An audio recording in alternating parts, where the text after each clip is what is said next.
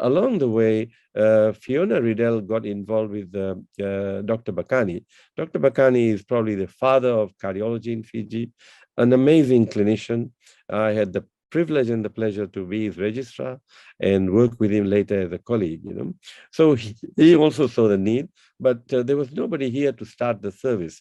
So Fiona joined with him. Fiona came here in 2001, and the pacemaker, I must say, the story of pacemakers in Fiji and the Pacific cannot be started without mentioning Fiona Riddell. Her contribution to this service is outstanding, amazing, and there are just no words to describe what she has done for our people in particular. Anyway, 2001, a very basic service was started when the Sydney Adventist Hospital team started coming to do heart surgery, and she joined in because she had had some involvement with through Dr. Bakani.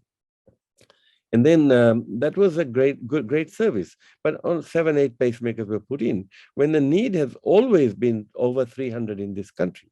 So you can imagine all these people who, for want of a pacemaker, leave this earth, and for no other reason but the fact that they could have an electrical device put in. So I joined, I was coming with the Sydney Adventist team, and in one of those visits, Fiona and I worked together. I had worked with her in Auckland before, so I know her very well. I know her commitment and I know her professionalism. So after that, she came in with the New Zealand team, Friends of Fiji, and they started doing pacemakers in Lautoka. But then when they realized there's a cath lab in Suva at CWM, which we set up, the cath lab is a much more convenient place to do pacemakers compared to an operation theater, as long as we maintain sterility, you see. And what she did was she got pacemaker companies, particularly the Medtronic company, to virtually donate 30, 40 devices a year. So we're getting these devices free of charge through her connections for her concern for the people of Fiji, see? So when that service started, the doctors from New Zealand started coming to implant. A doctor from America also did a few implants. I did a few. But then the biggest development, I think, has been that we trained our local doctors and nurses and technicians to do this procedure themselves. So while this time there were 3 doctors from abroad, from the New Zealand team, and mind you, one of them who had worked in New Zealand had left for America. He was trained in a Harvard Medical School, University Hospital. He said he would not let this go for anything. So he traveled on his own expenses and airfares and everything from the East Coast of the USA to be with this team. And he spent about almost 14 days with us, you see. And it was an exhilarating experience for all of us. So anyway, our local doctors have now developed the ability to put in pacemakers. So they've left 10 behind. They usually left 10 or 12 behind for those that are not put in. And these devices are then used by our team. What the Fiona also arranged with the Medtronic company to offer pacemakers at a price unheard of anywhere, the lowest price in the world. So they said, well, let's start off with 100 pacemakers for Fiji. And we've been trying to get this approved. And I must say there should be a very bipartisan approach to health. And I'm not into politics and trying to downplay one or the other. And I've just got an email from Dr. Fong, which says that they're trying to do their best to get these 100 devices approved. So that will be a milestone, that we have 2 doctors, technicians, nurses who at CWM have been putting pacemakers for a number of years now.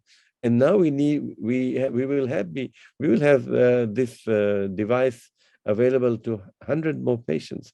That's a huge development, huge start, if it does go ahead. And I'm confident that Dr. Fong and Dr. Wang and others will push for this to take place. So that's where we are at the moment. I noted Fiona's statements in the papers, and knowing her, she's been coming here since 2001. She's not one to go into the press, but what she was also frustrated with was that we were not getting anything. We're not hearing anything about these 100 devices. We'll go to Dr. Fiona's statement shortly. Just about the 100 pacemakers. So what is the deal there? The 100 pacemakers have to be... Well, I cannot disclose the financial side of it. See, Medtronic have been donating 30, 40, 50 devices every year. But you definitely cannot donate all. They can't. You can't. No company will donate 300 devices. We need more than 300. I'm So just talking of these the 100 these 100 pacemakers you're talking about are to is be purchased. for the Fijian government to ensure there is funding available to purchase for I 100 hope people. so. I hope so, because no device, no bypass surgery, stenting, you name it, nothing is as cost effective as a pacemaker. When somebody comes in with complete heart block in the hospital and is symptomatic, you might buy some time with a drip or drug for a while, which can only be given through a drip.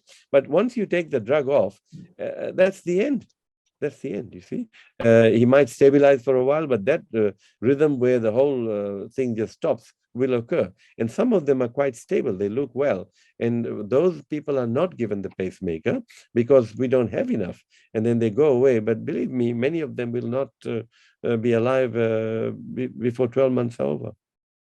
Thanks for that clarification, Dr. Kapadia, and we'll definitely be talking to Dr. Fong and Dr. Wangaina Bete about it, to get the 100 pacemakers and what's the decision in relation to that. Yeah, we've Now, been trying to get the service started for a long time, believe me. How long have we've we been been trying to do this? Well, as I said, I started in 1996, but I think it was premature then.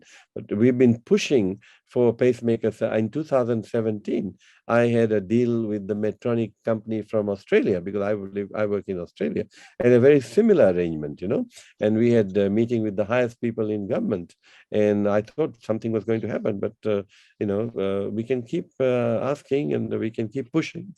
But nothing much. The powers that be weren't able to go ahead with it. But it's a disappointment as a clinician to see that something that is really quite cheap. When you look at it, when you look at the cost involved, the intervention needed, and the life saved.